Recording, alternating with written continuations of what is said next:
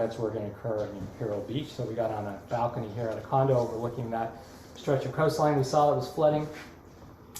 And we have all sorts of sensors that are very connected to position.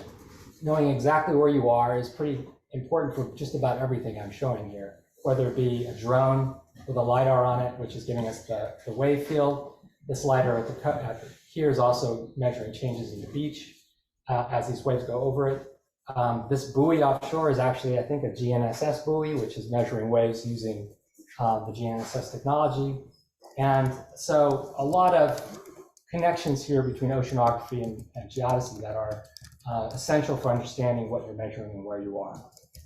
So this is the time series of the LiDAR flashing on it. It does send reflections off the white water surface of the ocean. So we can actually track these bores as they come in and over top. This is technology that we only dreamed about sort of 10 to 20 years ago, being able to see waves in this area, because it's not an easy place to work, not an easy place to put instrumentation. But with this kind of data, it's really key for improving and validating all the models that go into a prediction system.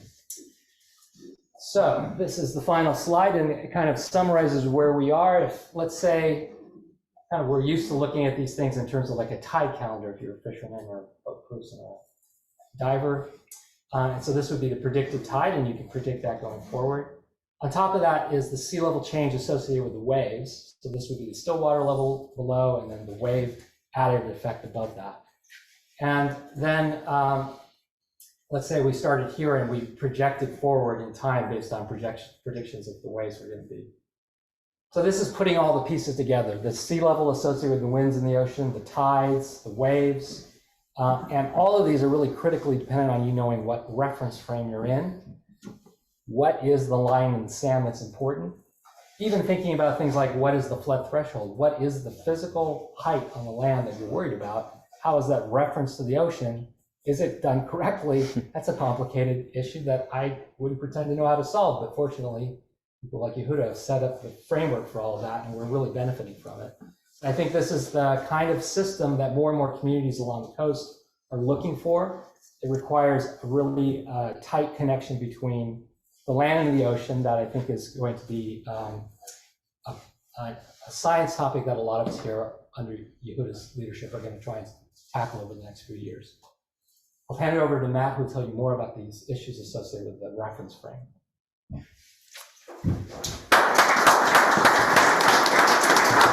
Keep it the same for now, I guess. And if there are any questions along the way. Yeah. You know the characteristic amplitude of that 18.6-year tidal cycle? It can be plus or minus 10 to 20 inches. Something like that. Yeah.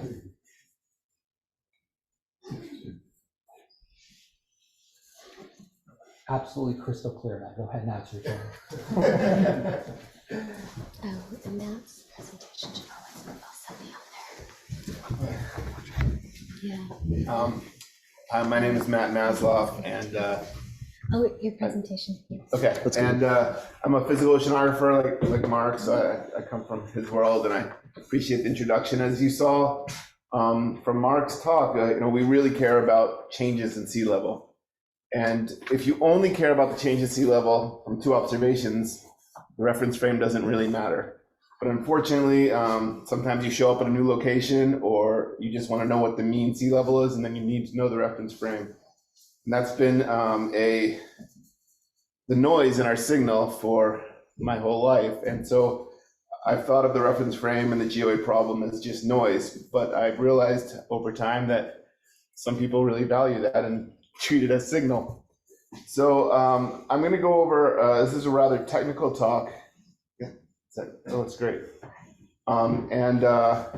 This is a proof of concept about how, as physical oceanography evolves and as we get better and better at measuring the sea surface height, we can start to infer what the geoid is just from our point of view, because it's related to the sea surface height. So in very simple terms, if the ocean had no dynamics to it, if it didn't move at all, it would sit right at mean sea level. It'd sit right on the geoid, and a satellite measurement of sea surface height would tell us exactly what the geoid is. But the ocean, as you had mentioned earlier, everything's moving and it complicates the situation.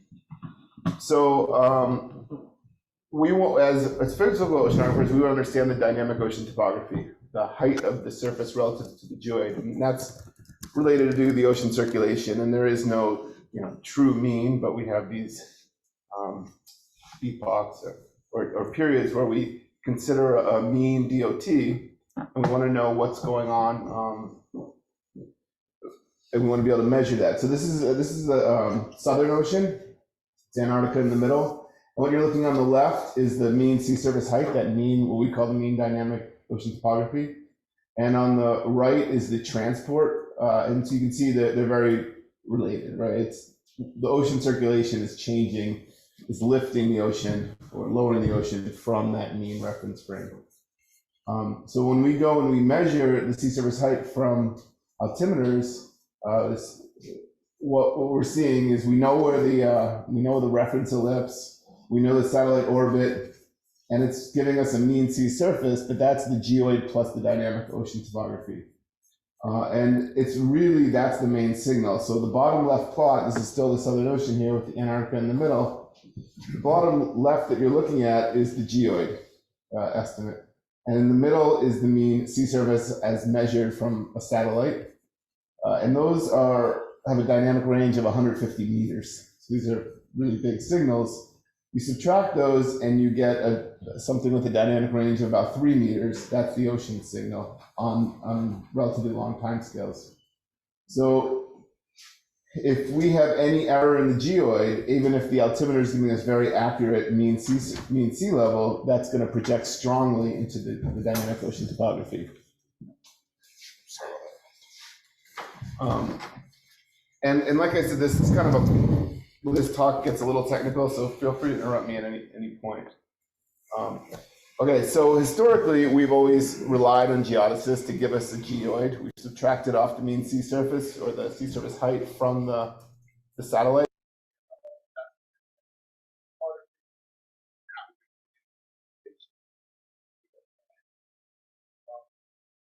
So there's residual, of course, that's the CH minus geoid. So the geoid,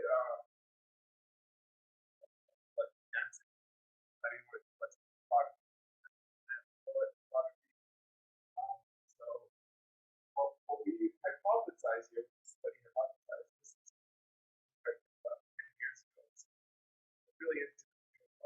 It's kind of away from it, but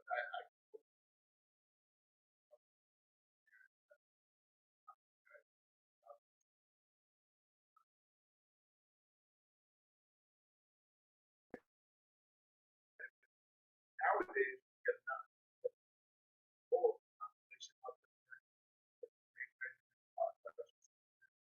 getting a lot better.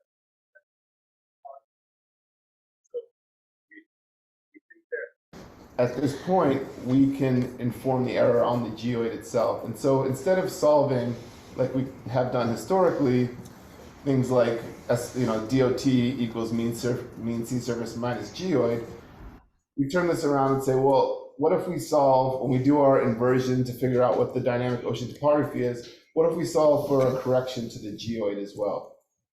So we did this in a place that's well observed. This proof of concept was done in California, San Diego. Here's San Diego, LA, San Francisco. Yeah. So what we do is we say, well, let's try to invert for dynamic ocean topography with all the observations we have with the data simulating ocean model. But let's also have this extra correction term. And we published this, and it led to one of my favorite reviews. I'll just read it.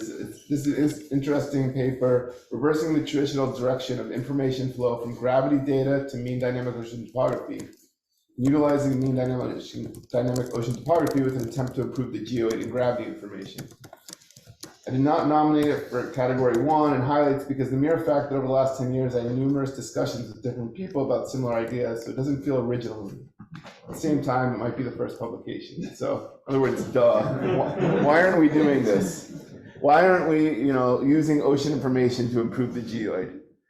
And this was 10 years ago, and we just launched a new altimeter, the SWOT altimeter, which gives us a whole wide swath of SSH. And not only that, but there's just so much more observations of, physical oceanography is rapidly evolving. And so this is even more relevant today. We have so much more information about ocean sea level that we should be using it to try to improve the geoid.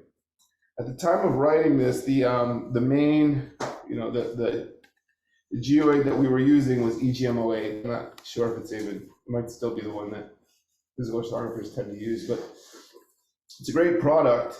And in the paper describing it, they talk about omission errors, which they don't even know about, and commission errors, the ones they know about. And this is the stated uncertainty, the commission error in the geoid. And in some places it's massive, down around Antarctica, it's 50 centimeters or so because of things like glacial melt. But even off California, and especially along the coast here, it's 10 centimeters. The ocean on average, if you take out, you look out, you see the waves, but if you smooth over the waves and take out the tides, 10 centimeters is a massive error. And it's a really big signal. We're looking for changes on the order of a few centimeters when it comes to currents, in coastally trapped waves coming up the coast. The kind of background signal that Mark was talking about. So there's a couple centimeter error in the, or signal in the background. There's obviously meters in the tides that can be improved on. There's all sorts of ocean signals that can be improved on to infer the geoid, but we know a lot about these now. So in this paper, what we did was we took the two estimates of the dynamic ocean topography over a period 2007 to 2010. So this 4-year period, we have our own data simulating model. We do a lot of these regional data simulation models here to try to figure out ocean state for various reasons, various stakeholders. These are, atmospheric reanalysis, ocean reanalysis is basically what we're doing. So the one on the left here is our state estimate, our ocean reanalysis. And what you're seeing is low sea level near the coast, high sea level off the coast, and this is balanced by a geostrophic current that's coming down the coast, the California current. Over the estimate of these 4 years, another product, this is the VSO product, this is very commonly used in physical oceanography. It's from the Europeans, and it's objectively mapped altimetry measurements. And it's not the same, there are significant differences, but in general, this 30 centimeter gradient across the California current is consistent.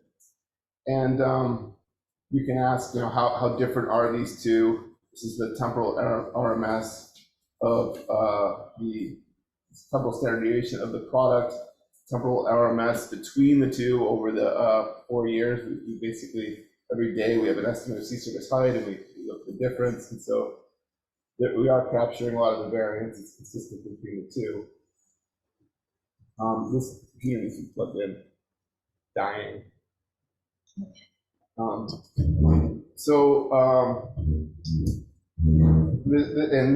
over the mean over those 4 years, this is the difference between the two fields.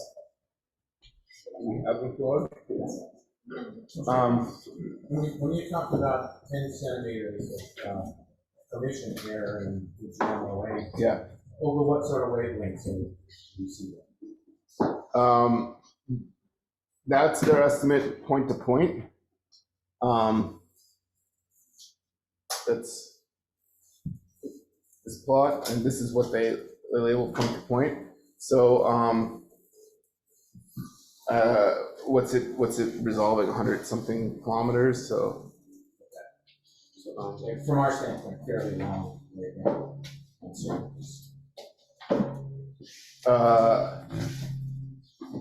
Well, the higher, Like you're looking at the short wavelength, the really short wavelength stuff might be omission, right? They might not even know that they're right. Yeah. So which is where you're headed, and we should be as well as landlubber.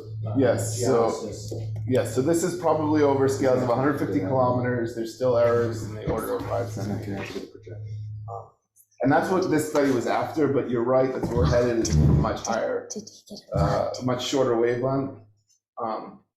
because we can now. And you talked about unifying the reference frames. I mean, you realize that we're going to go to an equal potential model, which goes back exactly to your formula before, where we're going to accept the geoid model as a model, and that's going to become our data. So we're going to be very interested if there are short wavelength omissions Right. in So that model. in this study, this F that we're solving for, we keep that pretty large scale and smooth. But in the future, and in future studies or work, we could definitely let F have smaller scale structure, and we could also, this is part of kind of the proposal, is to let F or constrain F not to be this smooth field, this geoid error correction field, to just be something smooth, but also to connect seamlessly to the shore-based terrestrial frame. So yeah, that's where we're heading. Bring it on, our constituents are going to need it. Okay, so great to hear. So yeah, so here's the this is kind of a thorough accounting of all from the paper, but here's the difference between the two dynamic ocean topographies. This kind of oh no, did we lose it? Somehow it got out. You're still plugged in. Yeah, just So you which just is need how, to. just try this. Did it work? Now you're really I rotating. think we need to get Vanna White. one of these. The mirror, is it Do mirror? I want a mirror display or extend display? Maybe mirror, because then you could do better. Then you can't see it. Maybe. Yes. Okay. Is it working? Yeah. Yes. You're. Except that I'm. Yeah. Battery went dead before we got a charge. I think he got unplugged from the projector. Need to share it again to the group. Oh yeah. And how do I? We need to have a Sorry, meeting you're not sure. on technical stuff. You're not sure. Okay. I wish it stopped on a more interesting slide. Just so sorry.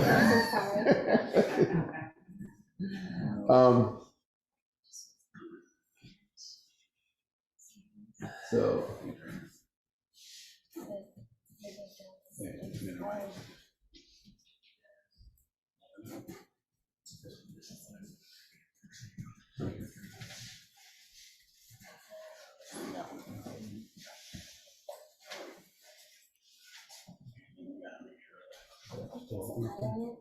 Move that out of the way.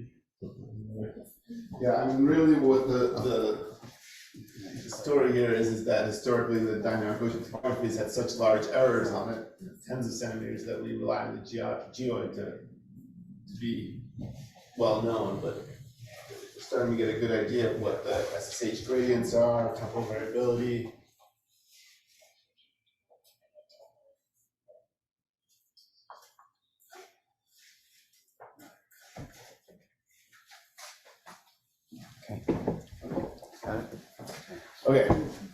Okay, so when we look at the residual of our state estimate, so here this is the satellite measured sea surface. We subtract off the DOT from our state estimate, we subtract off the geoid, and we have this residual here. And there's a lot of structure in that.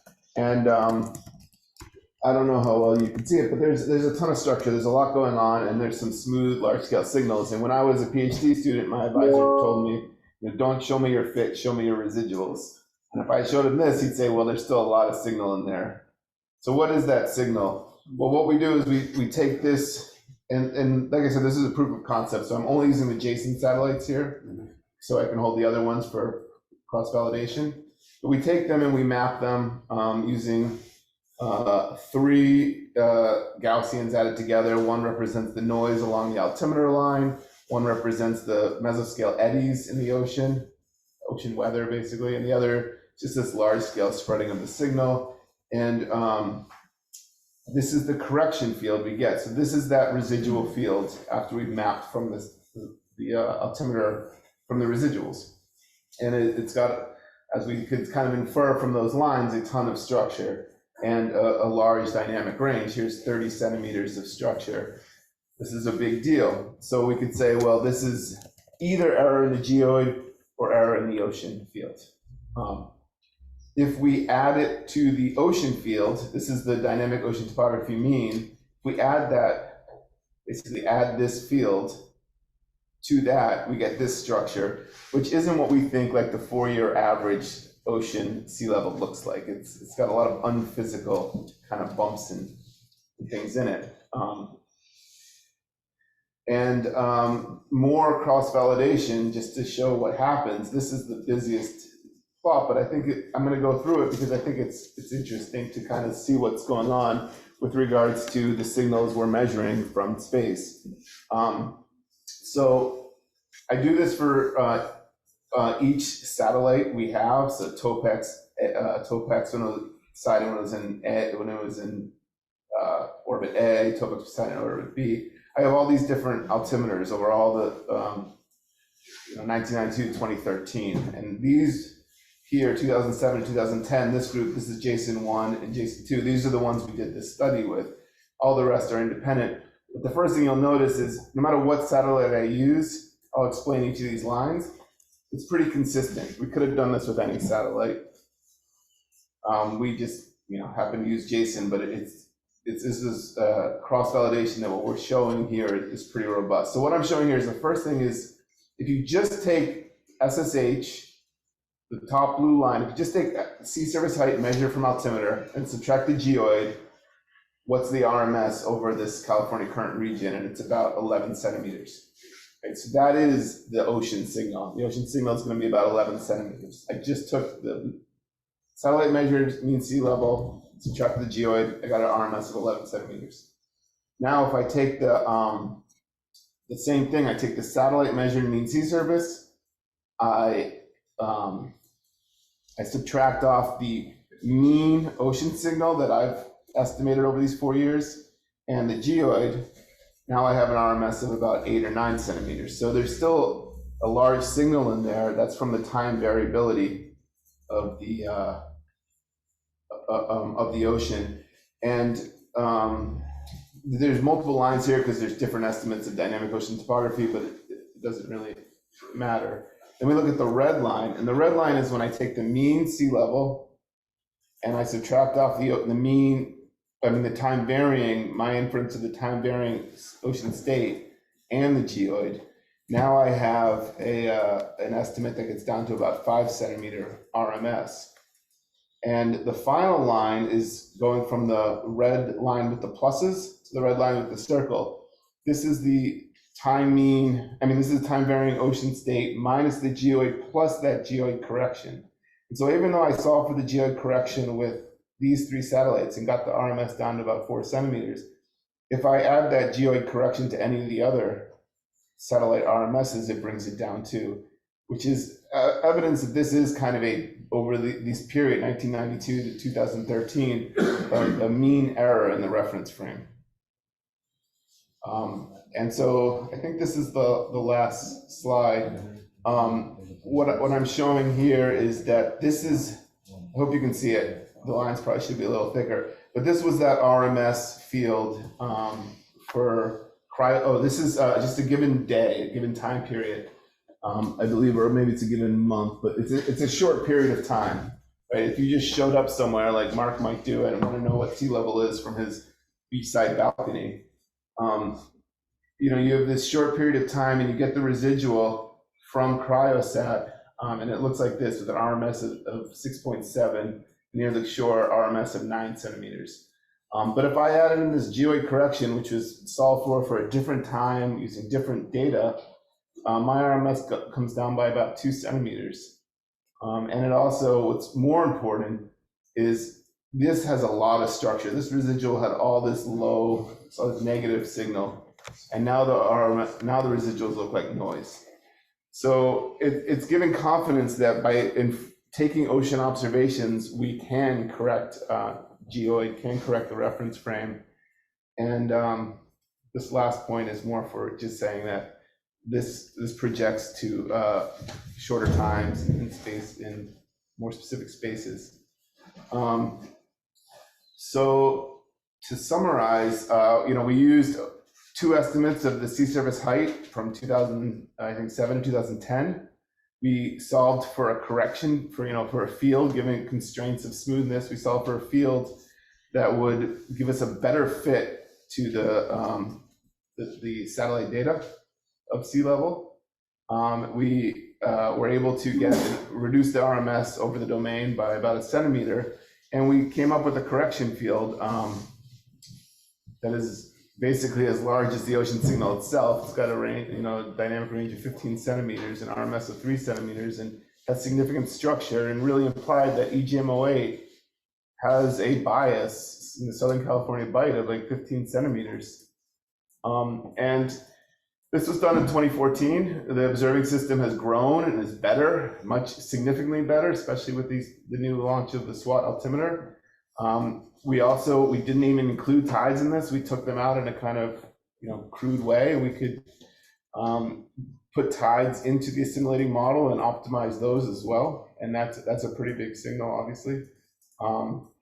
And so we could do all this, and we could also constrain this correction function to fit smoothly to the shore-based reference frame. And I think this is a real opportunity to to basically come up with a reduced uncertainty in our reference frame. So thank you, and I'm happy to take questions.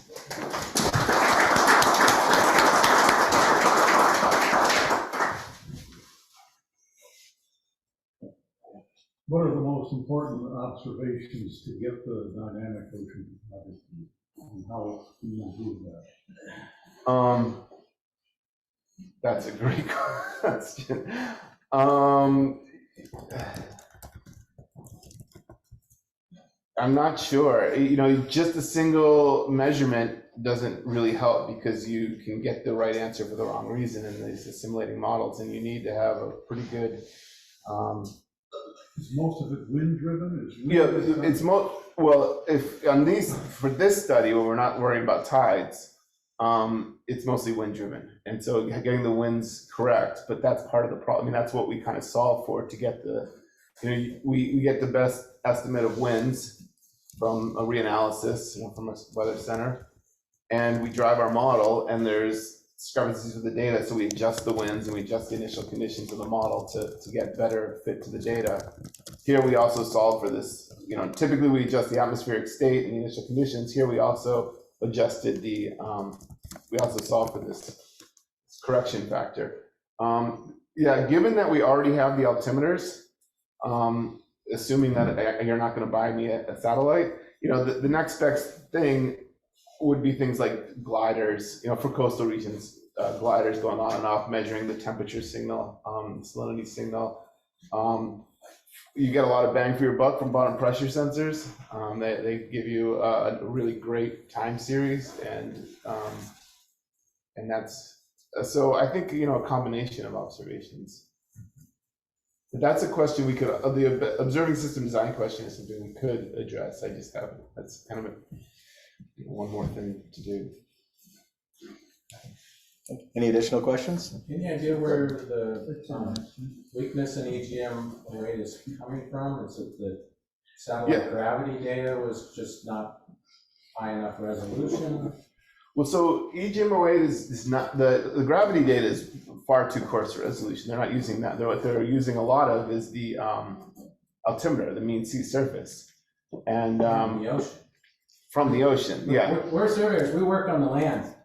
and that's what I'm talking about. We got a problem. We got a problem because you're going to have a better geoid than us.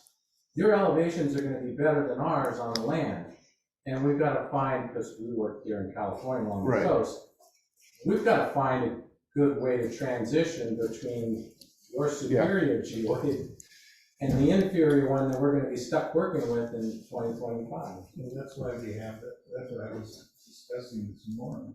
I know. If we had like that gravity meter, you get a higher resolution. Well, but is that the solution? Is it better gravity? Is it a better DTM? Is it the formulas that we're using to derive our geoid model from? Are they flawed? And the geoid has a very strong gradient across obviously 3,000 meter ocean depth right there to our building right here. And so it's just a problem of, resolution and solving, getting enough data that you can. There's a great synergy here that, is gonna last beyond your career and mine, Yehuda, but we need to build the foundation for that. That's a proposal that we wrote. If you have a good estimate It of, was Mark and Matt. Yeah. And, other Mark. right, I mean, you're fitting harmonics to a step function, and you're gonna have leakage if you don't get your uncertainty right and you don't have enough observations. It's a pretty well tractable problem with enough data and knowledge of the uncertainties. All right. Thank you. I think there's a bunch of things in the chat. I don't know if that's just saying they can't hear or. Mostly. All right, thank you. If you pull something out, let me know.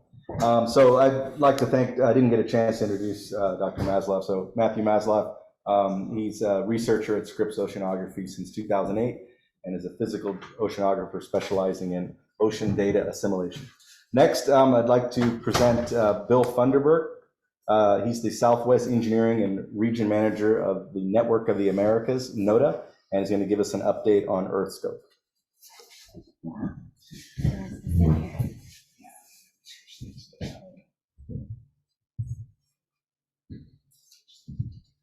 I'm so glad I didn't ask what a spare drip was on the oceanography presentation that was just given.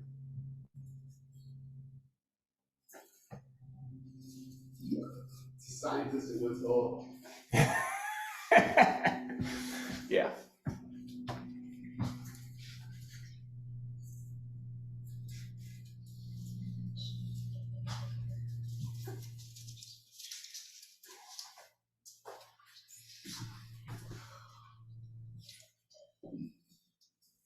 Y'all have to forgive me too. I don't have my glasses, so be squinting.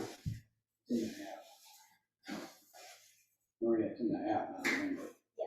No, it's something else. I was downloading something else. Make it like that. Is that okay? Share that with us. Yeah. You know, you want my glasses?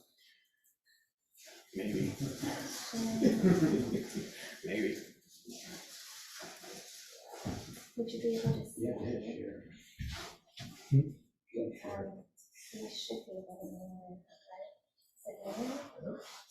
This is from the Zoom window we have to share. Oh, Yeah. it's not sharing on the Zoom No, window? you hit share. I did share.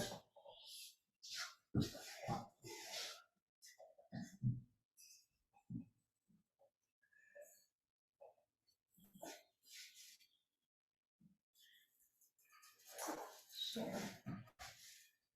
Got it. You're seeing this same screen. Okay. And then, I think you want to- is it a mirror displays or No, it should extend? extend. Okay. And then this one.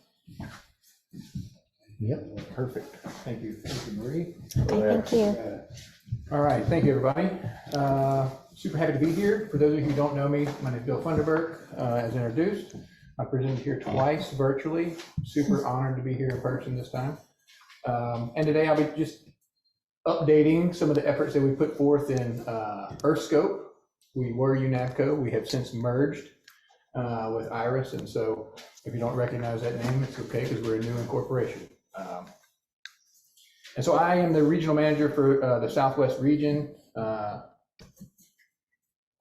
And so just a brief sort of summary of what we're going to cover, some the NOTA network and some level 1 and 2 data products, drill down into NOTA in California, talk about some upgrades that we've been working on, some selected collaborations, and some of the challenges that we continually face, and then we'll just briefly breeze over the EarthScope merger. And I'll take some questions after that. And so before I start, I want to say thank you to all our partners listed here and those that are not listed. I think it's important that We continue a close collaboration because it's imperative to all of our success as we continue to grow in this industry of cross collaboration, interdisciplinary work, and research that we do as well.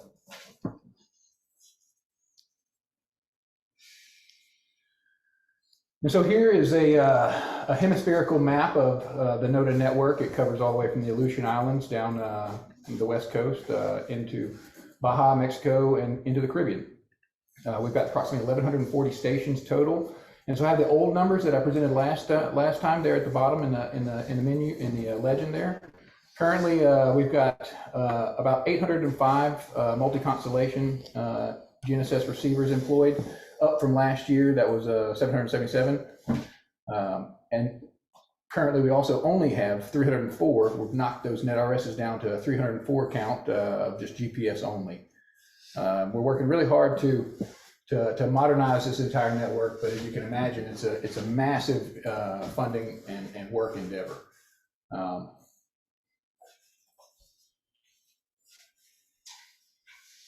So briefly on some of the products that some of you are all familiar with, we've got level 1 standard high rate data, standard and high rate data. We've got some survey modes that you can hit off the Intrip caster that we provide, and the Intrip addresses are down there.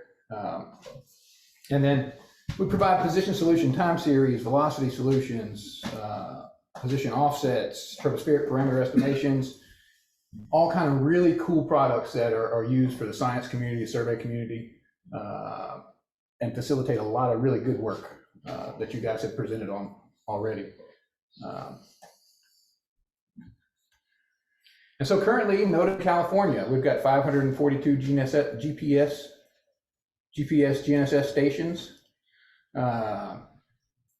total, 157 GPS and only in California, 376 multi-constellations. Telemetry includes about 350 cell modems, 18 VSAT radios, MET packs, and some Scripps accelerometers that we got from Dr. Bach here, co-located across the entire state. One thing that's important to note here is that the VSAT radios that we have are phasing out of commission. So we're having to work towards finding new satellite communications path forward for our real-time stations. Currently, we're working with a couple of test designs with Starlink and moving forward to increase the speed at which we would deliver high-rate data. And so here's your California team that some of you are already familiar with. Up in the Bay Area, from top left to right, we've got Andre Bassett, Sean Lawrence, and the amazing Dorothy Mann that everybody's familiar with. Up in the northern side, in Northern California, we've got Adam Willis, and then down in Southern California, Matt Burgess, Jason Marvel, and myself. And so it's a lot of work for a small team like that, but we do it happily, and it's a labor of love. So on to the upgrades. So there was a priority this year, or about 6 months ago, to really focus on portions of the network that were running at a lower uptime than the California region. So we were directed to sort of move efforts forward to Alaska and focus on the Caribbean.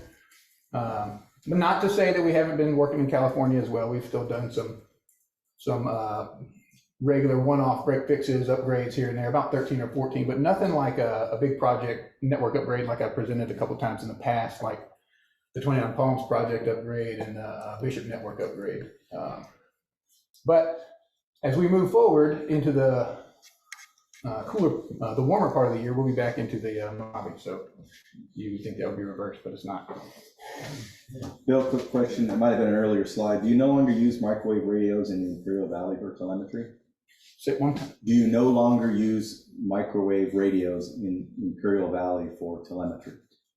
I believe we have a couple out there. I'd have to double check my database, but we are certainly interested in expanding those communications if we don't already use. I think we do have a couple one-off sets. I know we've got one proposed at Lawrence Livermore Labs right now. But there's a lot of issues with comms. Someplace you might have cell service and someplace you might not have cell service. And so we have to employ a radio network. And we have the largest radio network amongst the organization here in California. We manage over 20 radio networks alone that provide real-time data as well. Sorry about that question. I didn't see it. Thank you. Thank you, though. No worries.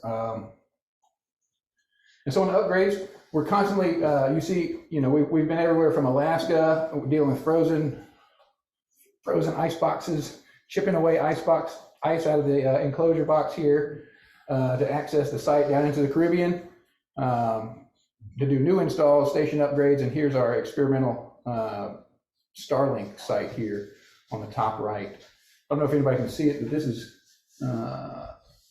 this middle portion is the P496, and there's a jet. They were doing a bombing run right there when those guys were out there doing maintenance. It's pretty cool. I mean, I think it's cool. So in the future, we are planning to upgrade the Salt and Trough Next and the Baja network. That'll be coming out within this next fiscal year. And so right now, our selected collaboration, or that I'm going to talk about, is the NISAR Opera collaboration that we got going on. We're installing a series of corner reflectors for the new NISAR satellite system that'll be launching in January of 24. It's important, significant in terms of the U.S. satellite system, because it's the first synthetic aperture radar being launched by the U.S. since 1974. So it's going to provide a whole new wealth of information and a wealth of data. And these corner reflectors, they'll be situated strategically across the fault zone. So they'll have enhanced displacement products that will help generate more accurate and precise mapping displacement products. So we've got 4 sites. One site, it was brought up earlier, one site is a 1.2 meter reflector that's going to be nestled in a vegetation area, a crop area, wheat, barley, and corn, to see how that ranging offset interacts with the vegetation around that corner reflector. So just do some pilot studies. That's what they have with that. And so basically, what we're doing is we're assigning position coordinates to this to the vertex of this reflector, and the Opera NISAR APL team will use those coordinate information to calibrate their space-based ranging measurements to that point on the ground. That's actually happening next week, doing the first install on Monday. So, yep. Are you looking to locate any of these NISAR reflectors with GNSS stations? We are. So in the map on the left, we are so these are the proposed stations. These are permanent PBO stations, 304. Oh, God. 288 and 290. There's actually some alternative sites that aren't listed here. PEA1 and PEA2, legacy sites that used to be Me1 and Me2. So they will be within 100 meters of a permanent continuous GPS station or GNSS station.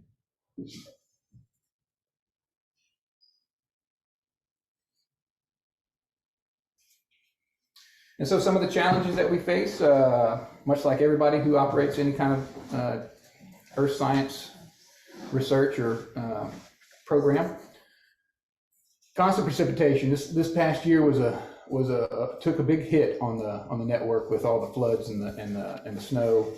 Had a lot of stations that were down and we couldn't even access them because roads were washed out, sites were flooded. And so we're working through a lot of those logistics right now. We've gotten to the point where snowpack and melt has crushed solar panels and pushed over enclosures.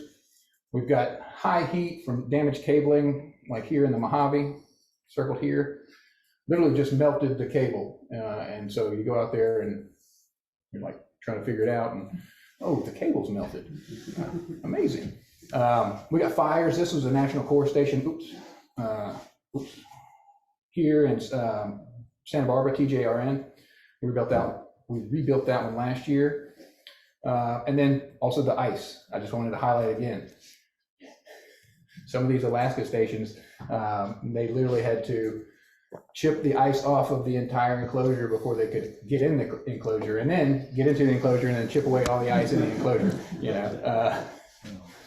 So we also have a massive amount of vandalism and theft that we deal with to the point where it's a humorous basis, where people, like in the middle here, this enclosure was peeled open like a tuna can. We've had saw blades just come through and cut the hinges off, and people take everything out of there. And you're trying to figure out, well, why is this station offline? And then you go out there and you're like, oh, there's no station, there's nothing here. The last person that robbed one of the sites, it was kind of creepy, little hoodoo magic, left a tooth in the, like a human tooth in the enclosure that he had taken everything out of. So I told my engineer, I was like, close it up, get out of there.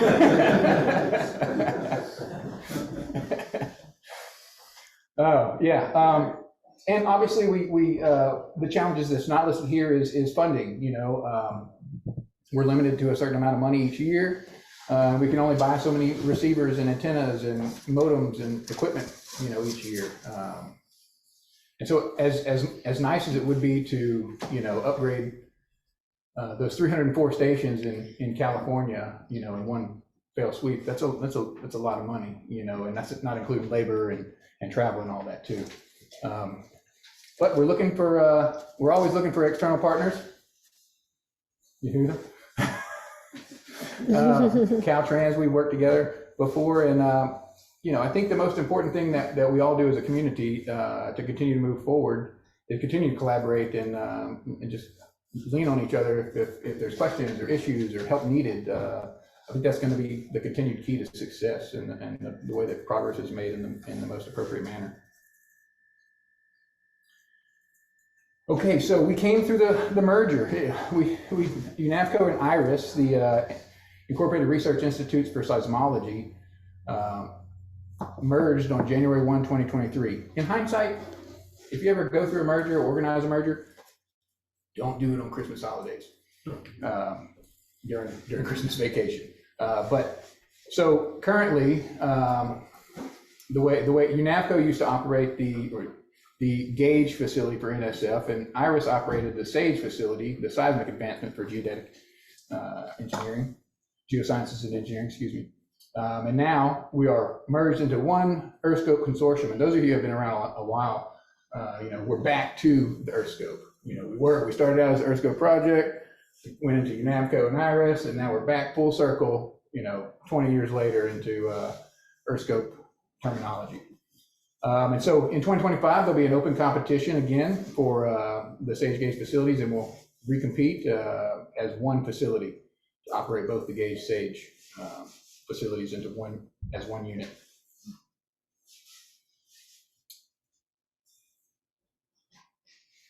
And with that, I'll take any questions anybody has. I don't have any good science to present like you guys, but we definitely facilitate a large majority. Okay, from the chat, first one is you should have kept a tooth for DNA forensics. Oh man, I'm from New Orleans. We don't do that now. Next one is what constellations do the GNSS stations track?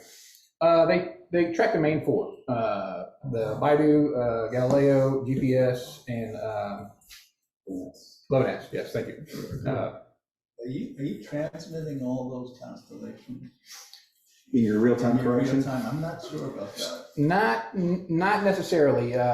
We are not transmitting all of those corrections in the in-trip, in the PPP streams.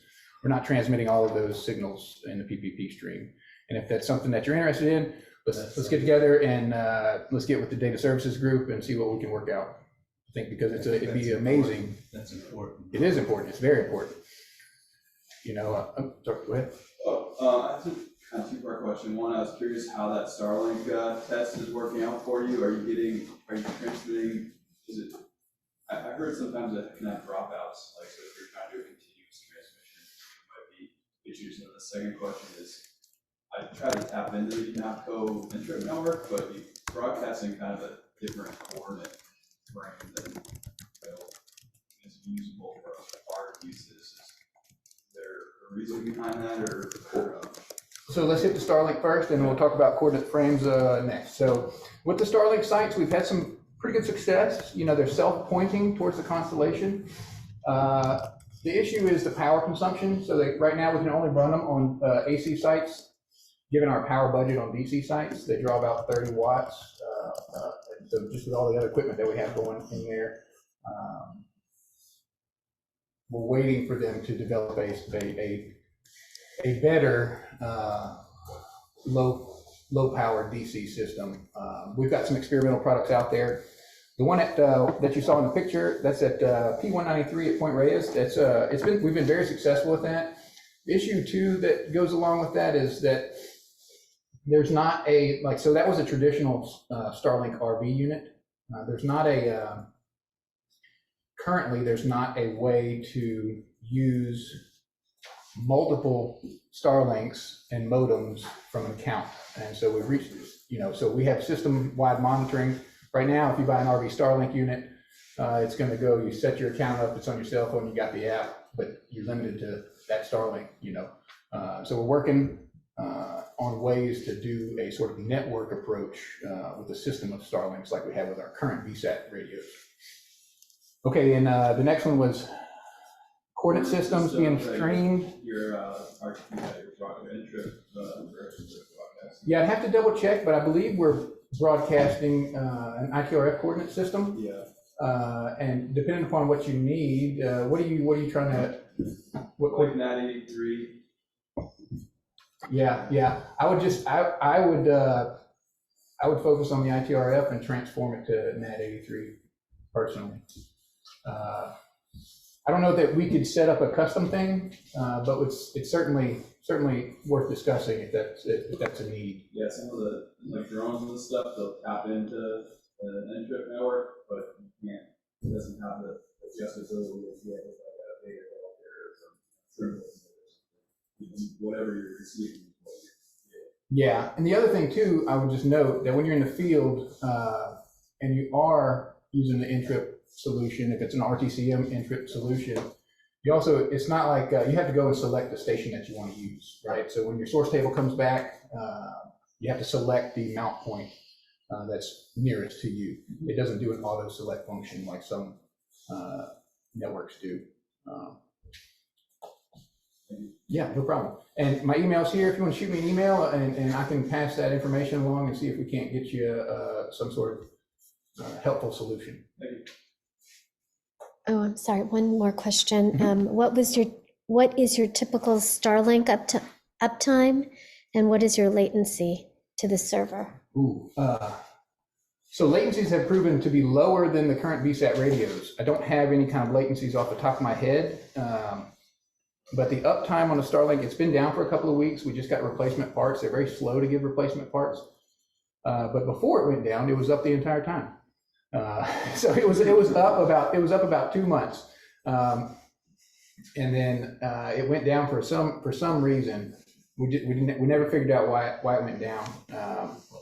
But the latencies are such that we've got VSATs that facilitate real-time data streams. The latencies from the Starlink system far surpass in minimization than the VSAT radios that we currently use, and so it's going to change the entire way that we do business. We've got some deployed in the Caribbean, so that's really cool to see real-time stations being brought up down there.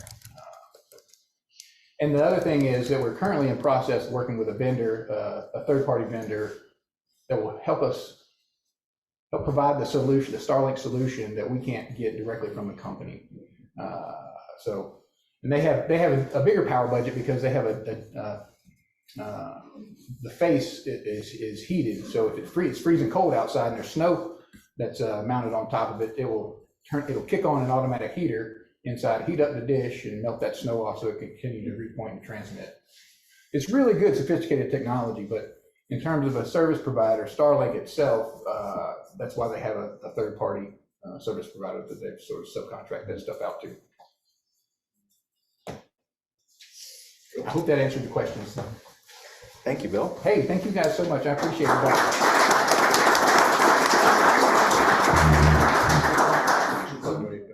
And from the chat group, someone concurred with Dr. Bach, really interested in seeing the multiple constellations in the broadcast as a future capability. Oh, it's definitely in the works, and we provide it to a couple of internal stakeholders. But like I said, if you've got questions about how you can access that. Do you do just GPS and GLONASS now, or? Currently, yeah, Okay. that's on the Intrip stream is the GPS and GLONASS. Thank you. Thank you. Next, we have Dr. Mark Zumberge, if I got that correctly? Zumberge, okay. Went for the French, failed. Presentation on GNSS acoustics for Seafloor Geodesy. Dr. Zumberge is a research geophysicist interested in advancing methods to measure crustal deformation, both offshore and onshore, using a variety of technologies. Recently, he is focused on using robotic sea surface vehicles to link GNSS positions to the seafloor via acoustics. Wow. Well, it's interesting to see that there's one part of geodesy, mapping the geoid, that's easier in the ocean than on land, because every other part of geodesy is harder in the ocean than it is on land. And that's mostly what I'm going to talk about. You know, everyone knows that 70% of the planet is covered by water, but what we sometimes don't recognize is that almost all of the plate boundaries are underwater. So if we want to study global tectonics, we really need to be able to do geodesy on the seafloor. And one of the things that we'd really like to learn about is offshore is subduction zones where for example, the Pacific plate is sliding underneath the North American plate. And in this boundary between the plates, it sticks someplace and it slides other places.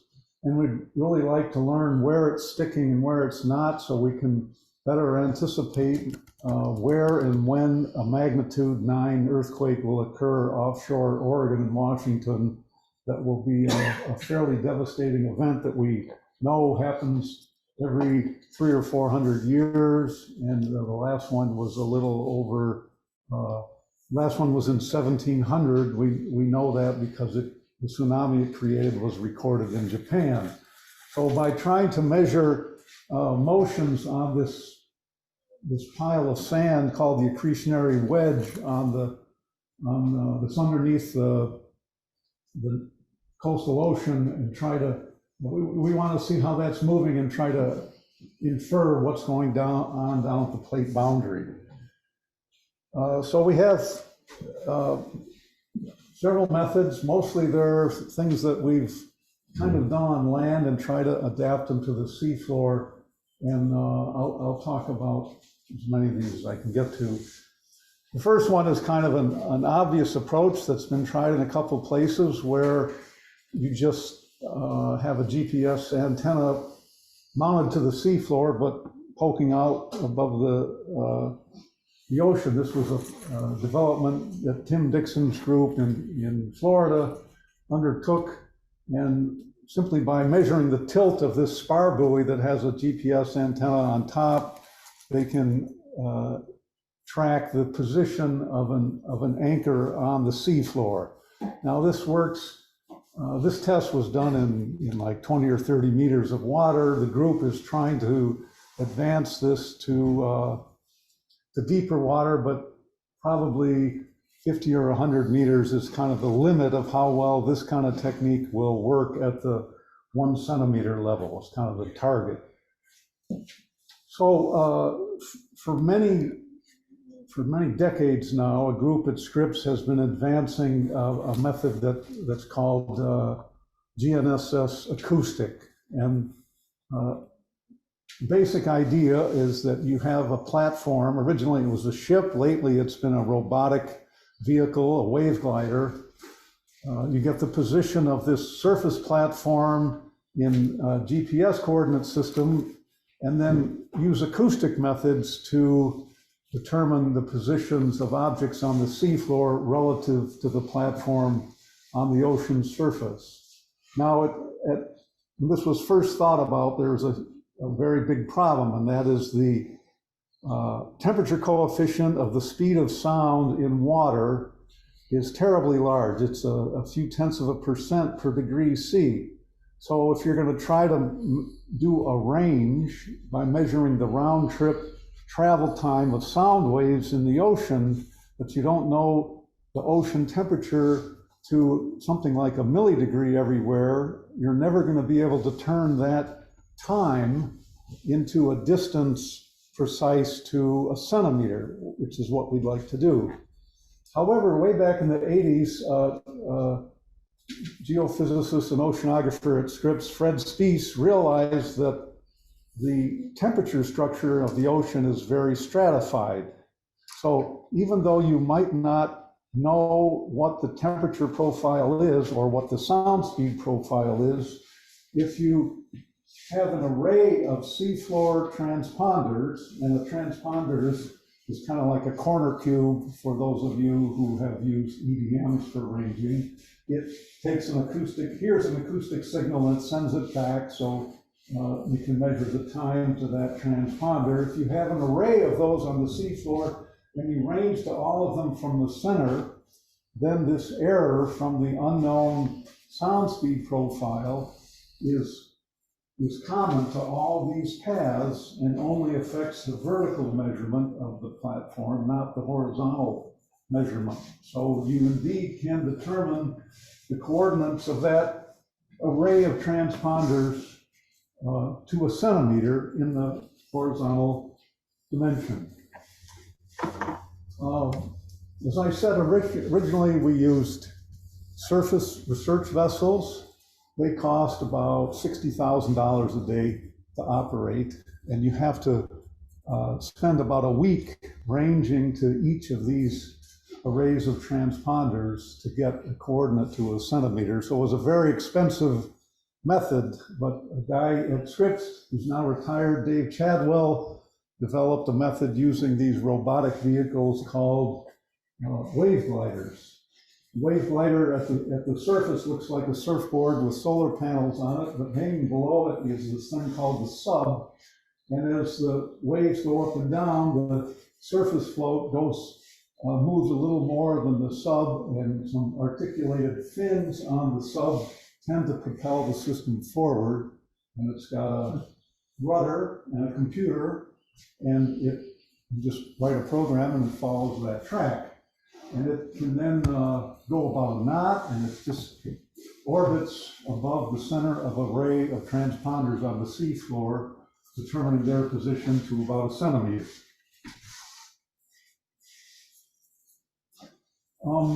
I mentioned before that we'd also like to make measurements in shallow water. This maybe it's hard to tell, but this map is the coast of Oregon and Washington, and the red part is the fraction of the continental shelf that is shallower than 300 meters. So there's a huge area that's in only 300 meters of water. We can't put those big transponders on the seafloor in 300 meters of water because they'll get scooped up by trawl fishermen who just drag something along the seafloor and gather everything up. So we're developing a new trawl-resistant transponder that we hope to cover more of the continental shelf. Right now, we have about 12 stations offshore Washington, Oregon, and Northern California, and they're all at about 1,000 meters depth. And what we're trying to do is determine whether or not the continental shelf is stuck to the incoming plate, basically by measuring the velocities of these positions. You can do about a centimeter, and we get one measurement a year. Japanese are far ahead of us in coverage. They have about 50 stations offshore Japan, but we've recently been funded to build up our network of seafloor geodetic stations. Did you say you get one measurement per year? Is that what you said? Yes. I mean, that's kind of what our budget can take. So we'll take, for example, this summer, we're going to survey all of these stations with 2 wave gliders, and the wave glider will spend about a week at each station, and it takes a week for it to go from one station to the next. Next summer, we're putting 6 offshore Alaska. We have a couple off New Zealand. Another method for seafloor geodesy is still acoustics, but it's just to put two transponders on the seafloor and let them send acoustic signals back and forth. The difficulty there is the speed of sound increases with depth because the water gets denser and stiffer as you go down, so that a sound ray path curves towards the seafloor, so you can't put these things very far apart before the sound never gets from one to the other. And this again suffers from the temperature coefficient of the sound velocity in water. So one of the things that we're interested in measuring is strain on the seafloor. The GNSS-Acoustic method can look at positions to within about a centimeter over, say, 10 kilometers. And so that's sensitive to strain at the 10 to the minus 6 level. There's a phenomenon called slow slip events, or sometimes called slow earthquakes, where the equivalent of a magnitude 7 release of stress can occur over weeks to months. And we'd like to see where that's happening. And the strains associated with those events are more in the 10 to the minus 7 to the 10 to the minus 8 level. One way that we've measured strain on the seafloor, I'd say we, I mean our community, is by measuring pressure in boreholes. It's kind of a volumetric strain meter, as the sediment on the upper layer of the seafloor is kind of the seal, and the porous rock underneath holds a volume of water, and when that gets squeezed, the pressure in the borehole changes. That's a sensitive way to measure strain, but it's expensive because you need to spend millions of dollars drilling a borehole in the deep ocean. So my group has been interested in developing another kind of strain meter that's based on stretching an optical fiber between 2 points attached to the Earth and optically continuously track the length of that optical fiber. We've spent a few years developing that on land, and we've finally got to the point where we think we know how to put it on the seafloor. So in this system, you want to end up with a buried optical fiber in the mud on the bottom of the ocean that's a couple hundred meters long, with some batteries and a data logger interrogating an optical system that measures the length of this fiber that's got a mirror on the end.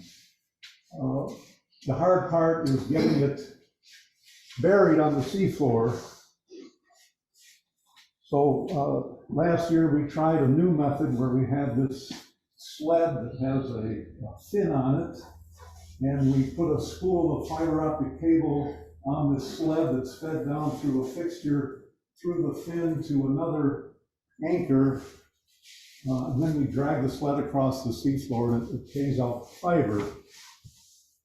There's of course, this requires a remotely operated vehicle to deploy it, and I have a very brief 3-minute video that's kind of interesting, or at least I think it is, that shows that process. The first is just something that shows what the hardware kind of looks like, and an idea of when you put this pair on the seafloor and then take out the bolts that holds them together and drag the sled that leaves behind this buried fiber optic cable. So here's some video from July of 2022 of the deployment of this thing. The step one is the connecting it to the battery pack and the data logger, and there's these amazing underwater connectors that ROVs know how to plug in.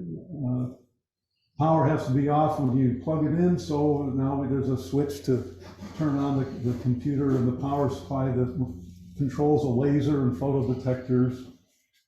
To anchor the ends of the strain meter to the seafloor, we insert these long, they're about 2 meter long poles that with a few hundred pounds of force, which is what this ROV can muster, you can shove these poles into the sediment.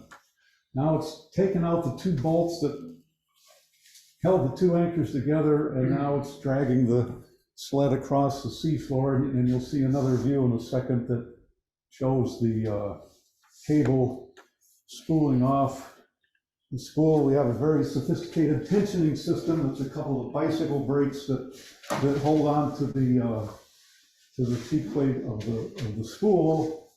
When it gets to the far end, the bitter end of the cable comes off the spool and is captured by a receptacle. We have to work with the ROV pilots to go very slow at this point, because if they keep moving, the cable breaks pretty easily. So we're just at the end now. It's putting this bitter end of the cable that has the mirror that reflects the light back. We have another sophisticated technology to measure the tension in the cable after we've deployed it, which is a bungee that we stretch. Finally, we add the anchoring poles at the other end and take away the spool. We'd like the fiber to be perfectly straight, and this ROV Jason has a very good autopilot that uses Doppler signals, acoustic signals from the seafloor to be able to drive a straight line.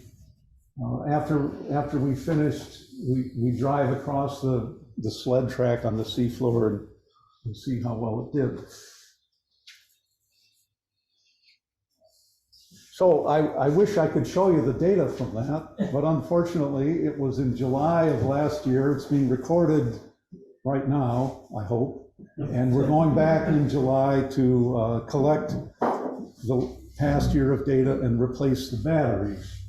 We had a test a few years ago with a less sophisticated deployment system that didn't bury the fiber, and we saw nice seismic signals, and we ended up, after all the corrections are made, getting about 35 nanostrain, or 3.5 times 10 to the minus 8 sensitivity and strain. We think we can do better.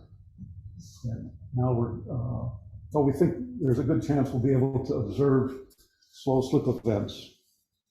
Just a couple more slides.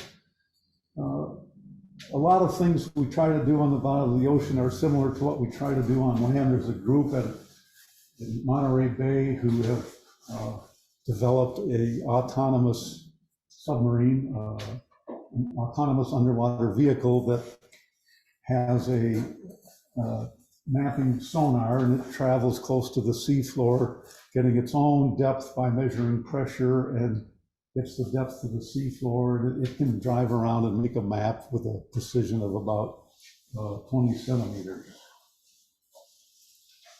On land, sometimes in the old days, you could use a barometer as an altimeter to measure height. Doesn't work so great in air because air isn't very dense, but on the bottom of the ocean, measuring pressure is a pretty good way to see changes in height.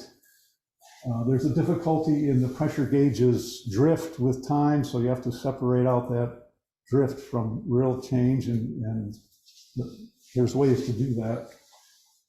So pressure measurements gets us that vertical geodetic signal that we can't get with the GNSS signal. Last slide just shows that we also do gravity surveys on the seafloor. They're slow and expensive, which is, I guess, the best I can say about it. But here's results of a survey mapping the sequestration of CO2 in a site in the North Sea. This is the gravity change that comes from pumping CO2 into the ground. Finally, this is just in seismology. The seismologists are trying to get excited about all the submarine cables, fiber optic cables that exist. And it's likely that will be useful for doing global seismology on the seafloor. We haven't really seen a clear way that these will be useful for geodesy, but maybe we just haven't thought of it yet. Okay, that's pretty much it. Thank you for your attention. I'll take any questions.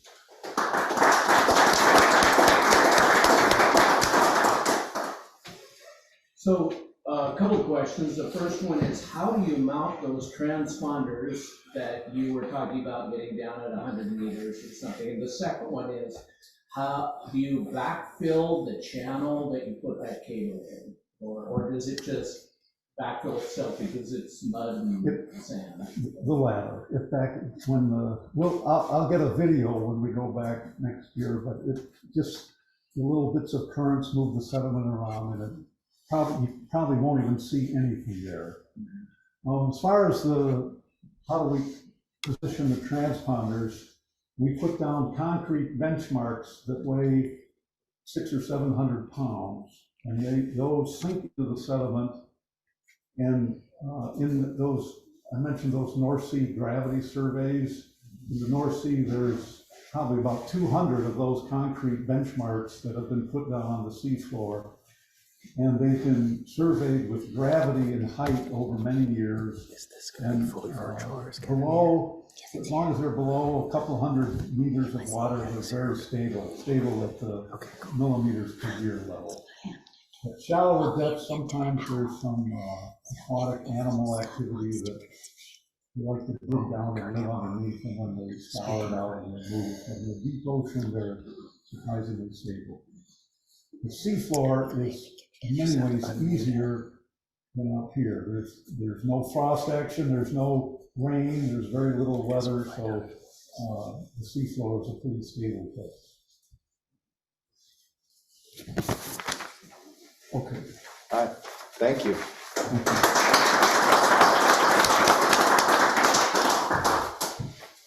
Okay, next we have partially in-person and partially virtual presentation by Kevin Maxwell and Scott Martin. Kevin Maxwell is the GNSS and Geodetic Control Chief at the Office of Land Surveys for Caltrans, and Scott Martin is the Deputy Division Chief, Caltrans Headquarters, Division of Right-of-Way and Land Surveys, and he also serves as the California Geodetic Coordinator, the liaison between California and NOAA's National Geodetic Survey. This is Scott. Can you hear me, Rich? We got you.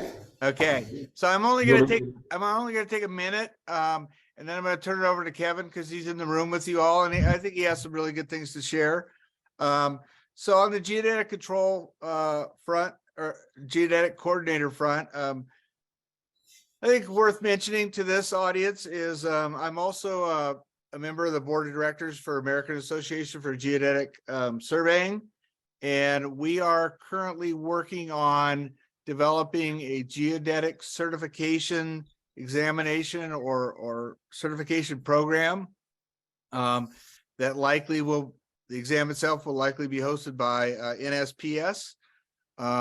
So we have a team, Dave Zilkowski, who was on earlier today, is part of that team, and we are excited. We're really hoping to stand that up this calendar year. So look for that certification program to be coming out. And then as far as more on the local front, the inquiries I get as a coordinator most often are related to what Dana Kakamis and I refer to as imperiled monumentation. So we help folks that reach out to us to understand the laws, the procedures to do properly perform monument perpetuation. One of the things that has helped is before the development of other projects to the integrated database, NSRS integrated database, if it was a horizontal mark, it was challenging to perpetuate as part of the NSRS, but now using Opus projects and being able to, I'll call publish it or blue book it with the database, now that's possible. So the only other thing I wanted to mention before I turn it over to Kevin is that in the room with you is Mr. Dana Roby, and Dana has announced that he plans to retire on June 1st from his long illustrious career with Caltrans. And he's been very active in LCSO down there, and Dana's been, we're going to take an institutional knowledge hit when he goes out the door, but it's well deserved and well earned. And he's kind of kept me updated today from down at the unveiling site. He was sending me some pictures, and that was great. So congratulations to Dana, and thank you for being such a outstanding representative of Caltrans, and for coming to meetings like this, being involved. So that's all I wanted to make sure I mentioned. I'm going to pass it over to Kevin, who's there in the room with you. Quick hand for Dana.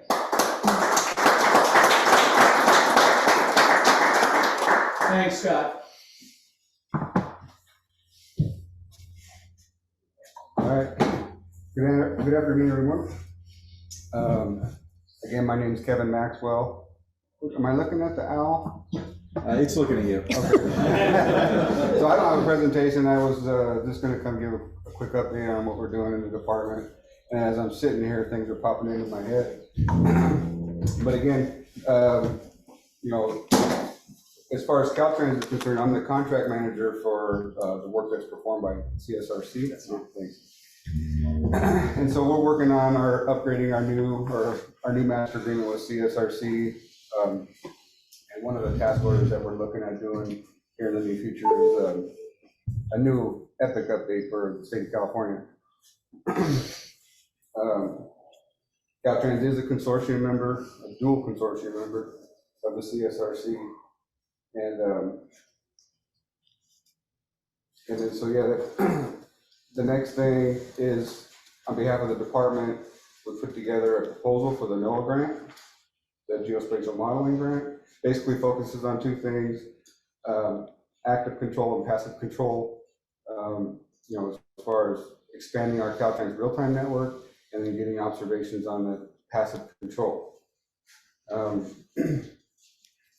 Like to just recognize Steve and Anthony who are in the room here with us today. They've been doing a lot of work contributing to my OPUS project well, I have two OPUS projects right now in Southern California that are divided by the San Andreas fault line. And my goal with those is to utilize the work that's being done for GPS on benchmarks and submit those to NGS for blue booking, and ultimately have those stations reprocessed, and those passive control points will be released with new NatRaf 2022 values when it's released in 2025. And then part of that is the pilot projects that we're kind of experimenting with, and then hopefully roll that out statewide and do Central California and Northern California. And the goal, or at least my vision, is to have passive control and active control on that, you know, on the same datum, on the same epic when they roll that out in a couple of years.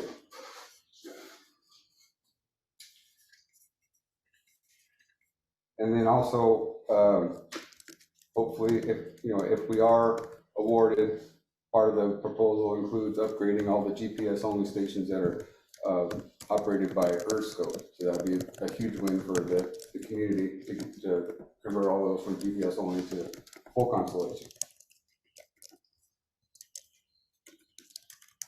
And then lastly, Dan Roby again, there's been a little ad hoc committee that spun off of LCSO for monument perpetuation. Kind of ties in what Dan Cagney was talking about with monument perpetuation.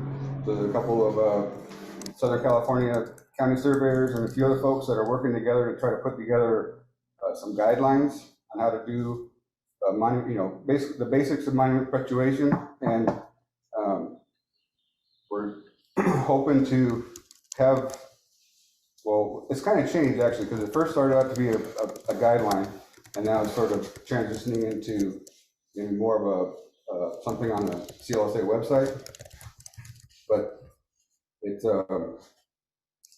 sorry, we're hoping that I'm just drawing a blank.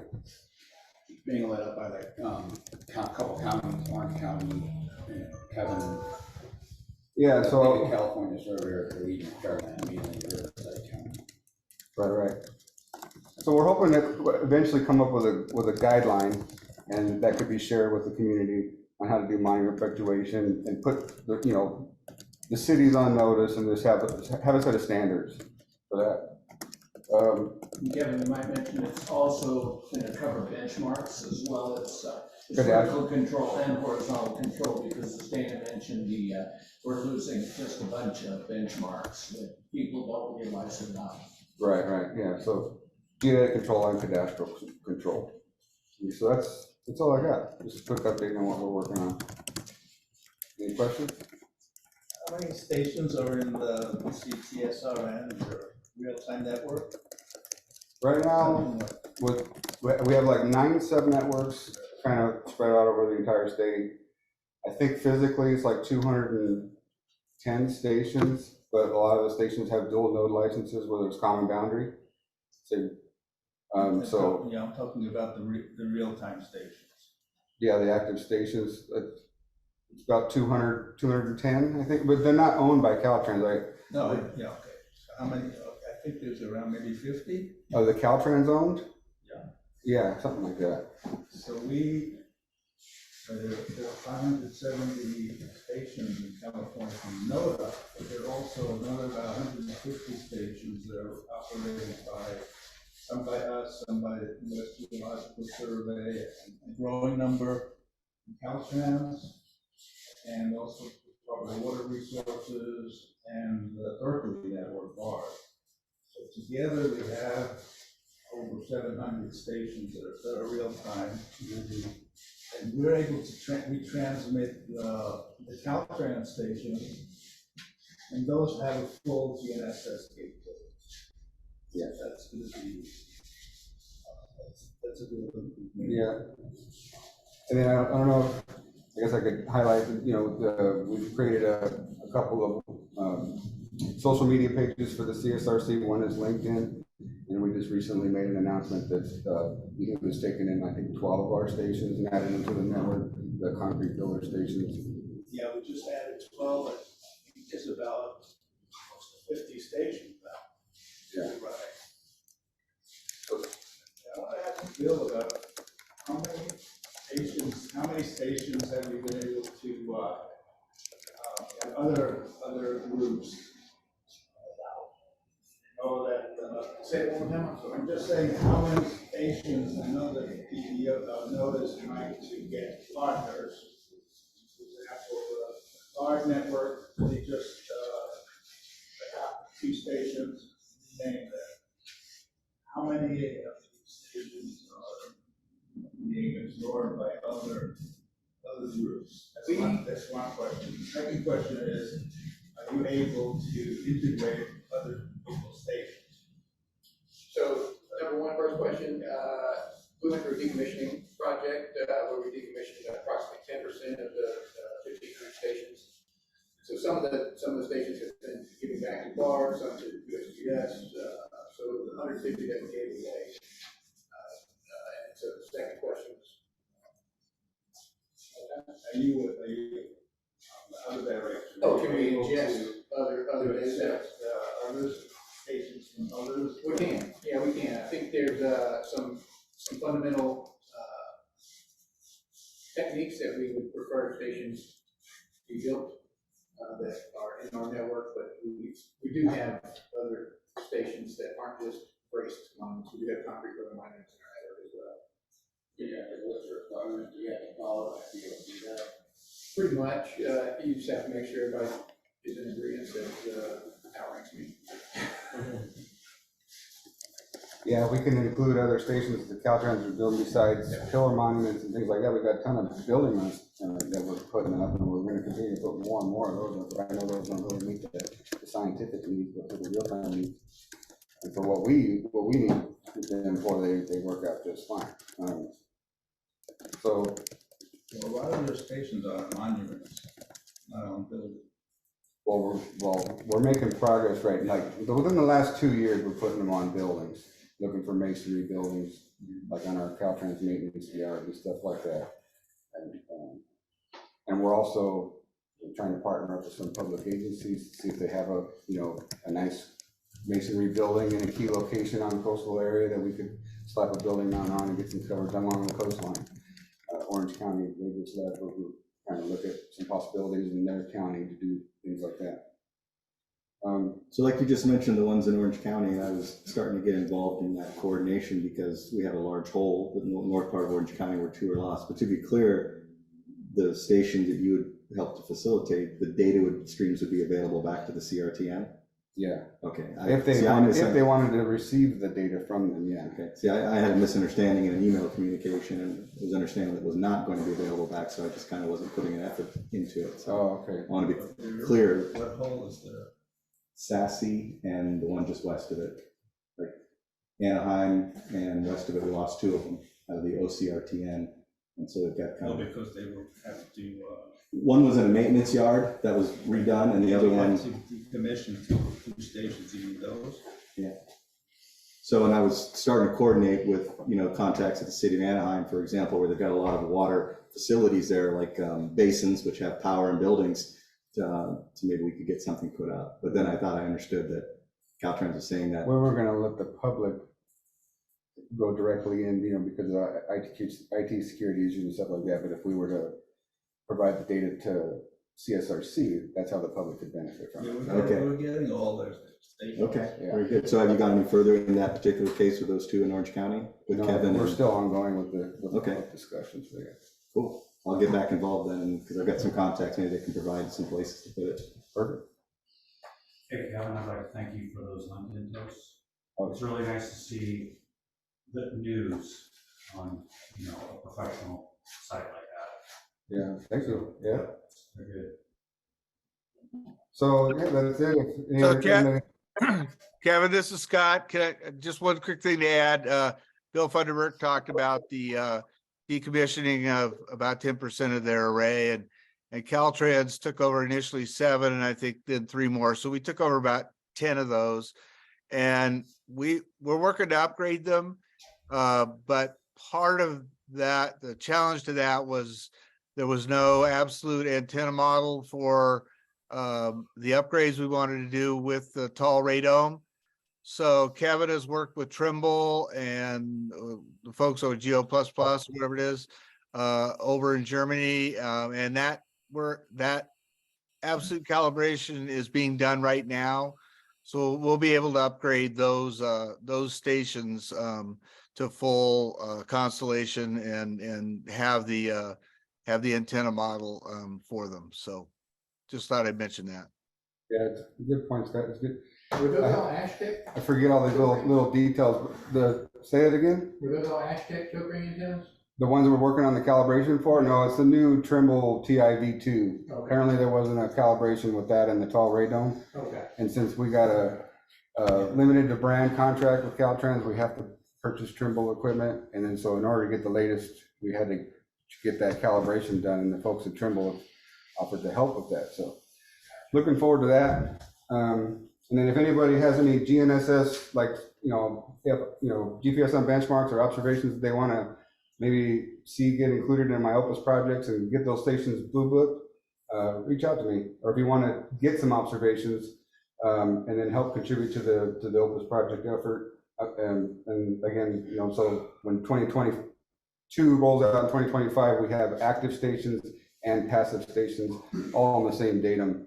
At least for that moment in time in California, that's my vision. So, yeah.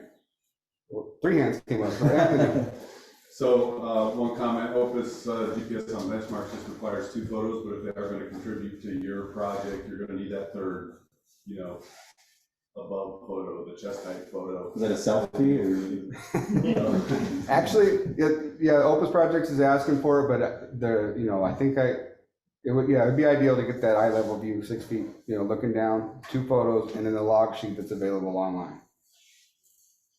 Comment, so PG&E, we're deploying 35 real-time stations probably in June is the go live date with planning on adding a lot more.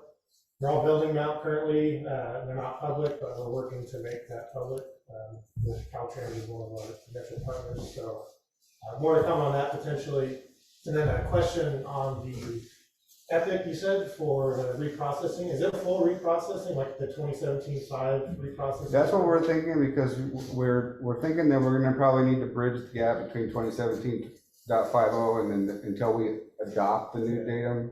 It's going to be released in 2 years, but we probably won't start transitioning to the adoption of that for a few years after that. So we're thinking that in the interim, we can do a new utilization of 983, kind of carry us through. That's the same thing we're seeing, because our network's starting to break a little bit, so we're hoping for 2022, but now it's been pushed out, so we're in that weird limbo. Things aren't holding together anymore, right? Thank you.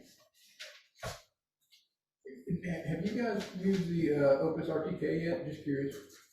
You mean the GVX? The GVX, have you done that? I haven't. I'm waiting on one little piece so I can go out and start testing that. Okay, I'm just curious. Didn't know if you tested it out. Yeah, that's my plan. Yeah, so I started off with the beta version of Opus Project, but I've been fortunate enough to get the 4-hour static data from Steve and Anthony. So I've been, everything's got 4 hours worth of data in there. And what I'm planning on doing is maybe filling in the gaps with some of that, trying that GVX out.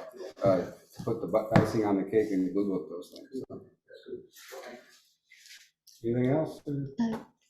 Kevin, there was a comment by Don Galetska. He said you can have the antennas, radomes calibrated at the NGS Corbin facility. Oh, yeah. Okay. Yeah, okay. And that's actually how I started, John, but then we went with the absolute, going through IGS, and Trimble was going to pick up the tab on that. So.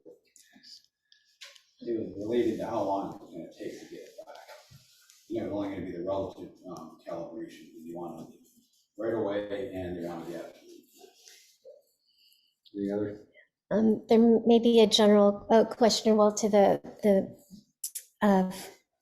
the contract and then to CSRC. Will the new EPIC CSRC develops for California have an EPSG number? Yeah, I mentioned that to you too. That's something that I want to explore when we do that task order. So that way, it's a great idea to get it into that database platform. Yeah, great idea. And then just so everybody knows too, in my proposal to NOAA, if we win, if we're fortunate to win, I have 3 other tasks for CSRC too. So hoping that we get it, and then we'll see what we can get out of it. Oh, what's EPSG? It's that organization that it's like an international database of all the datums and transformations between them. And so if you get listed in there with your parameters, then it gets picked up by the different software vendors. Yeah, I think the software vendors can go there to define their coordinate system. And also when you want to put your datum in something, you just type 6204 instead of searching through 8,000 different datums to go for it. I felt it was something with petroleum and gas exploration, but I can remember that. Yeah, definitely a need for all the developers, right, to have that in the EPSG. Awesome. Thank you, Kevin. Thank you. And Scott, thank you both. Appreciate it. Okay. Boy, it's getting a little warm in here, so we only have one more to go. This is Maria. She is the California Spatial Reference Center's project coordinator at Scripps Institution of Oceanography. And go ahead, Maria. Are you coming up here? Thanks so much. Yeah. Okay. Thank you.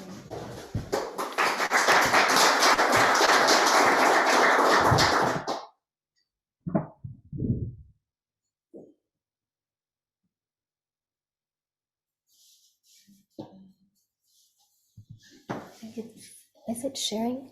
I think we're sharing. I think I have to switch the screens, right? Let me just switch to, I have to swap the views. Yeah, small versus the camera. Yeah, swap this way. There you go. Okay, great. All right. Yeah, thanks for joining today. We've had a full day, and some exciting things have happened. I haven't been to a meeting in maybe 3 or 4 years here, has it been? And then sometimes I don't see people for a couple, 2 years, and I don't know what happened. But so we're happy that you're here, and then we're glad to have a virtual meeting as well. And thank you for bearing with us through the technical difficulties of having the combined meeting, which does make it a little more complicated at times. But thank you so much for joining us. We are able to accommodate, 100 or more participants virtually, and so it's a nice thing. I think we'll definitely continue having an in-person and virtual so that you can join us when you can. Generally, we had these meetings, as you know, Northern California and Southern California. We're trying to get more participation from Northern California, which we are. So we'll discuss with the executive committee where we're going to hold our fall meeting. So please look out for that. We'll try to plan maybe for October or November in the fall. So please join us. And like I said, we're going to determine where exactly we're going to hold it. Either sometimes we've had it at the Caltrans in Sacramento or in San Francisco, and then the Southern California ones have tended to be here, although we've had other locations as well. Let's see. I just wanted to go over it. We still have new people joining. Umberto is new to the CSRC this year, and so I wanted to go over some of the things about CSRC. We are part of the Scripps Institution of Oceanography, so it gives us a great advantage to location-wise and to partner with, you've had speakers today, Mark Merrifield, Matt Mazloff, and Mark Zumberge today, and we recently, just Monday, submitted the NOAA NGS proposal. So that's fresh in our mind, and we've been working with them. So we invited them here today to let you know what the plans are, what Yehuda's been thinking about, and how to move forward with the CSRC. So those are the presenters that we had today. But those are things we could take advantage of because we are here at Scripps and we're at UCSD, and then we're a nonprofit. So there are three. The CSRC is a support group of UCSD, so it has an official capacity here at the university, so we can hold these meetings here. There's also 3 core groups that make up the CSRC, and then I'm going to just mention that we do have elections coming up in June, and we have some candidates if you'd like to get more involved with the CSRC as well. So we'll have elections.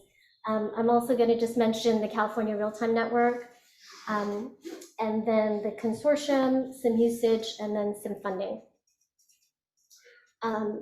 Again, we're here at Scripps, so there was a recent department photo that was taken, the Institute of Geophysics and Planetary Physics. Peter was here earlier, he's our department chair, and so that's our department, not our entire department. We still are coming in partially, so it didn't capture our entire department.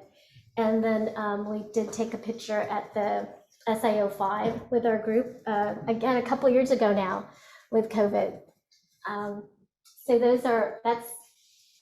that's here at Scripps. And the other thing we do take advantage of being at Scripps is the infrastructure, both the staff that is shared with the research group that Yehuda is the director of, the Scripps Oceanography, Scripps Orbit and Permanent Array Center.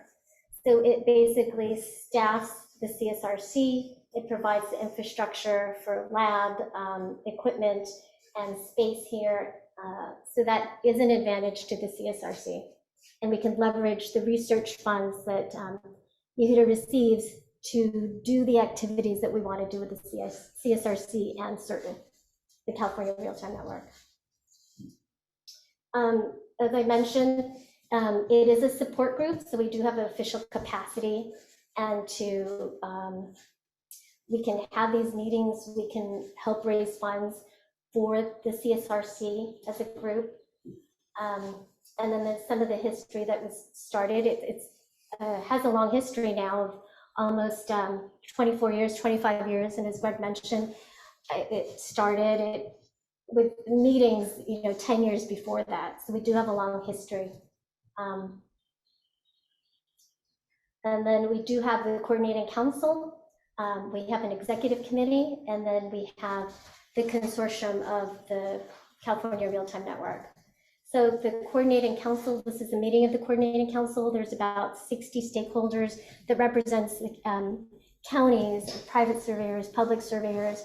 It represents GIS professionals, and the CLSA is also partners with us, and the League of California Surveying Organizations also partners with us. So we do have different partners And that's what is the strength of the CSRC, and it's held it together for the 25 years or more. There is a group core of an executive committee, about 15 members, and I do meet with them, and they meet monthly. We have the California Real-Time Network Consortium, and so they provide the funding source to operate and maintain certain network. So as you can see, we do have representatives from Caltrans, Umberto from the East Los Angeles College. We have Long Beach Energy Resources, Riverside County Flood, and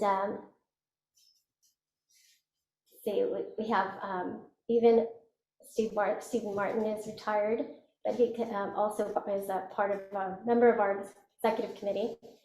And then, I'm sorry, I have to update it. And then we have Pat Tammy as well from the California Department of Water Resources. And then we do have the non-elected members. We have Dr. Yuta Bach, and then Kimberly Holtz with the Port of Long Beach, and there's some representatives from Long Beach that came today. And then the Scripps representative, Dana Kakanis from NOAA, and then Caltrans and SOMAS as well. So you could see the array of representatives across different organizations and different stakeholders and different interests, but it does get aligned within the CSRC. We have some positions that are up. The chairperson position is up, the vice chairperson, and 2 executive committee positions. So there are some incumbents, and then if you'd like to be nominated, and then we could put the election out in June. So it's a great way to get involved. I think Rich was mentioning that he got a lot more out of it than you actually put in, even though it can be, demanding at times, but you always felt like you got a lot more out of it than you put in. And he's still here, actually. Glutton for punishment. We do have our real-time network consortium members. I did get an email in the middle of the proposal from John Tasto, and that our newest member is going to be the Los Angeles Department of Water and Power. So thank you, John, and bringing the group in, and we appreciate the. And then, as you can see, there are 14 members, and so many of them do attend the meetings here and are part of the coordinating council as well. I just wanted to mention the usage. Sorry, this is to February. The usage in February was 132,000 or almost 133,000 connections in that month. And then the average from over almost the 3 years, or a little over the 3 years, is 51,000 connections a month to certain. So we do see it's important to people. If we have an issue, we do get contacted. I think you had mentioned that at some point somebody's connected, possibly 24 hours at some point. You can see someone connected. So it is being utilized, as you can see, and it is an important resource. One issue that we're having is a funding gap. And so it does put not only the CSRC, but the California Real-Time Network at risk. So as I think Umberto mentioned, $1 million doesn't go very far these days. So, and then we have, indirect cost rates at the university and other things. So it costs a little over $1 million to run the group here, for the staff and the infrastructure and equipment and maintenance. So we do have some revenue coming in from the consortium. The certain consortium, we have an agreement they're expecting from Caltrans, and then there are some the research projects does leverage our group, so it does provide some funding. We are still expecting a funding gap of about 400,000. So again, we have to fill that gap, and there are, you guys have been working really hard to try to fill that gap. Let's see.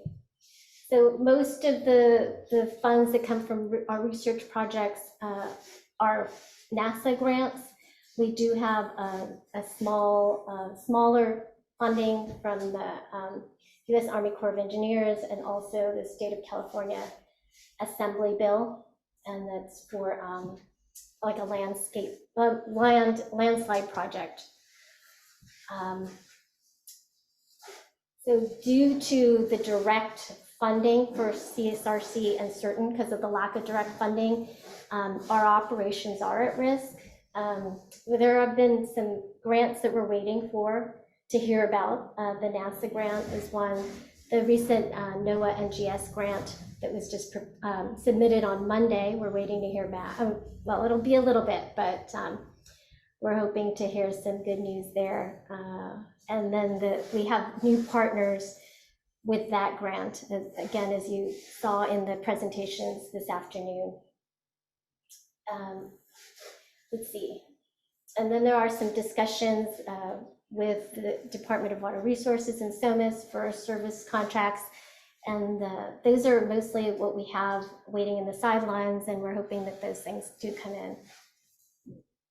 I think that might be it. And then if you have any questions. So.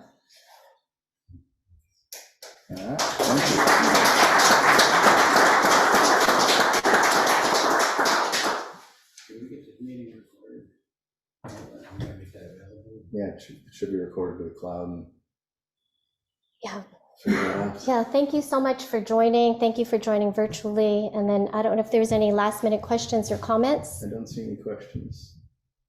I have a comment. I want to thank you very much for organizing the meeting. As usual, you did a really good job, and to Rich for helping with whatever you did.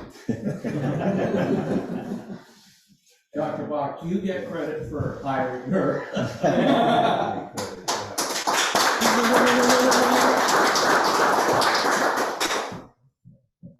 want to thank everybody who came today, the people who are online, and appreciate the honor that you bestowed upon me today and give me impetus to keep going.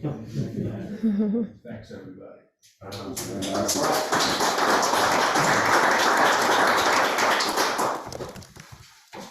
And thank you. A shout out to CLSA for helping host the virtual meeting. All right. Yeah, we knew that now. There you go.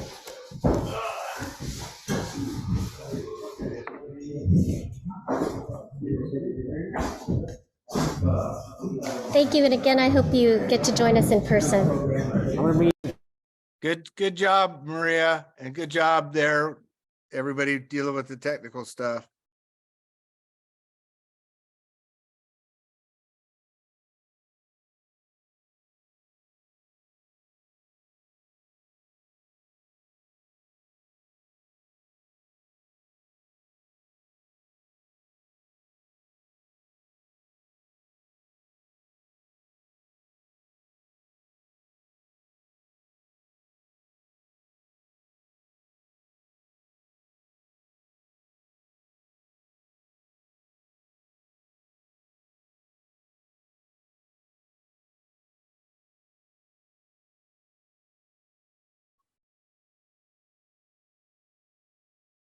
Heck, what are you doing? You doing anything?